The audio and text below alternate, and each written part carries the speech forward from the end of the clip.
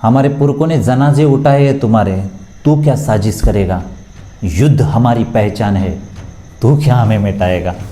नमस्कार, मी कुमार किरवडे. आज पाहतोय आपण 26 जुलै निमित्त कारगिल दिनाची माहिती, अर्थात कारगिलचं युद्ध. तुम्ही तो प्रसंग पाहिला असेल किंवा ऐकला असेल की अटल बिहारी वाजपेयी फेब्रुवारी 1999मध्ये बसने लाहोरमध्ये गेलेले होते.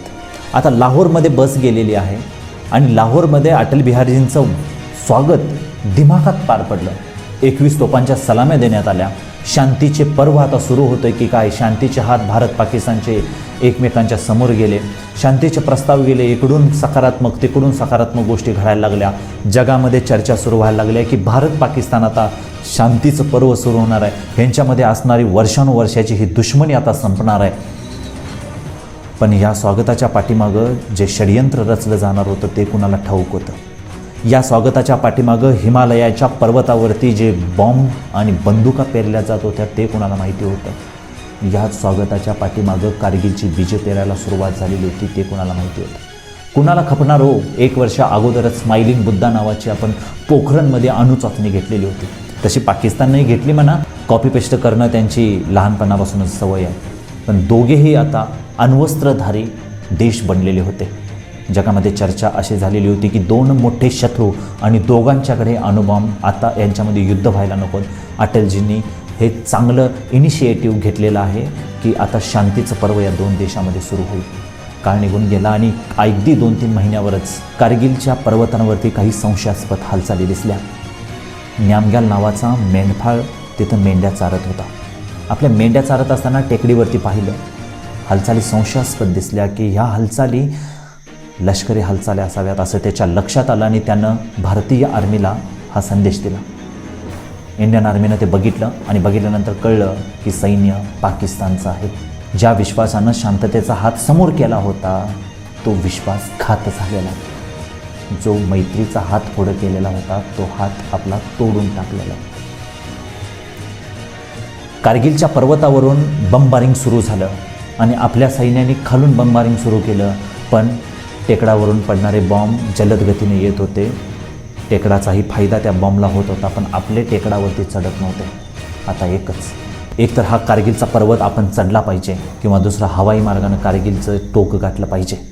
भारताचं वायुदल सज्ज झालं. भारताचं सैन्य सज्ज झालं. आपली लोकं कारगिलच्या पर्वतावरती चढायला लागलेत. पर्वताचं टोक गाचायचं होतं. इतक्या शौर्यानं इतक्या कसोटीनं आपली लोकं वर जात आहेत. ते शौर्य धैर्य पाहून सगळ्या बातम्या रेडिओवरती येत होत्या. एक पर्वत आपण जिंकत चाललेलो होतो. यामध्ये एक तरुण आवर्जून इथं सांगायला पाहिजे, कारण या तरुणाचं नाव घेतल्याशिवाय कारगिल युद्ध पूर्ण होतच नाही. त्याच्या बलिदानानंच हे कारगिलचं युद्ध शोभले. तसे 400हून अधिक बलिदानं इथं आपल्याला द्यावी लागलेली आहेत. या सगळ्यांच्या बलिदानाने ती माला तयार झाली. पण सगळ्यात महत्त्वाचं पुष्प कोणतं होतं? कॅप्टन विक्रम बत्रा. काय हा 24 वर्षाचा पोर शौर्यानं लढतोय. एक पर्वत घेत जातोय आणि एक पर्वत घेतल्यानंतर पुन्हा तो मेसेज देतोय, दिल मांगे मोर. आपल्या मित्रांना वाचवण्यासाठी कॅप्टन विक्रम बत्रांनी लीड घेतलं आणि कॅप्टन विक्रम बत्रांच्या रक्ताचा पाट कारगिलच्या खोऱ्यामध्ये वाहू लागला. भारतीय सैन्याचं हे शौर्य पाहून धडक भरली त्या पाकिस्तानच्या पंतप्रधान नवाज शरीफाच्या छातीमध्ये. तो नवाज शरीफ सरळ गेला 4 जुलै 1999ला बिल क्लिंटन यांच्याकडं. हा बिल क्लिंटन अमेरिकेचा राष्ट्राध्यक्ष. अमेरिकेच्या राष्ट्राध्यक्षाला सांगितलं की तुम्ही आता इथं मध्यस्थी केली पाहिजे. कुठल्या तरी देशानं मध्यस्थी करणं हे नवाज शरीफला वाटत होतं आणि अमेरिका त्यांना जवळचा वाटत होता. अमेरिका का जवळचा वाटत होता हे मी तुम्हाला आता पुढं सांगतोय. पण नवाज शरीफांनी बिल क्लिंटनला सांगितल्यानंतर बिल क्लिंटनने अटल बिहारींना फोन केला की अटलजी, नवाब शरीफ म्हणतायत की भारतावरती आम्ही ॲटॉम बॉम्ब वापरू.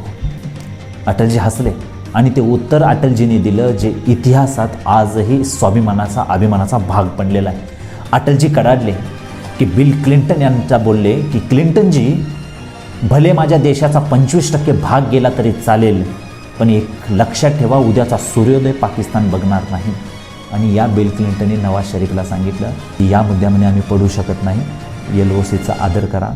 आणि अमेरिकेची ऑफिशियल स्टेटमेंट आली की या युद्धामध्ये LOCचा आदर करावा. आणि भारतानं इथं ऑपरेशन विजय सुरू केलेलं होतं.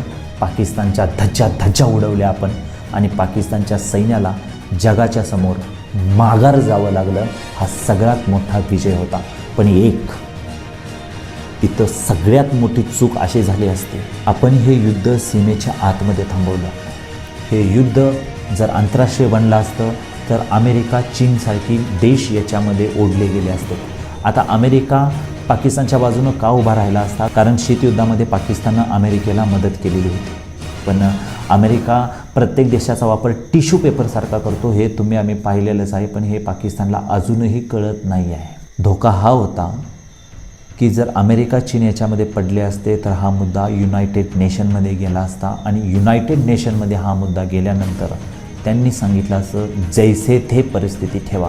म्हणजे जिथंपर्यंत आत पाकिस्तानचं सैन्य आलेलं होतं तिथंपर्यंत जैसे ते परिस्थितीत ठेवा, जोपर्यंत तोडगा निघत नाही तोपर्यंत. तुम्ही म्हणाल हे असं काही होऊ शकतं का? तुम्ही पाक ऑक्युपाईड काश्मीर पाहिला असेलच, POK, जो की अशाच पद्धतीनं आपल्या हातातून केला होता. पण ह्यावेळी पंतप्रधान म्हणून अटल बिहारी वाजपेयीजी होते. त्यामुळे जो काश्मीर आपल्या हातातून जाणार होता तो काश्मीर या सैनिकांच्या रक्ताच्या हरेक थेंबामुळे वाचला. तर आजचा व्हिडिओ तुम्हाला कसा वाटला नक्की कळवा. या कारगिल दिनानिमित्त हुतात्मा झालेल्या त्या सगळ्या वीर सैनिकांना शतशत नमन. आपल्या सर्वांच्या वतीनं त्यांना भावपूर्ण श्रद्धांजली.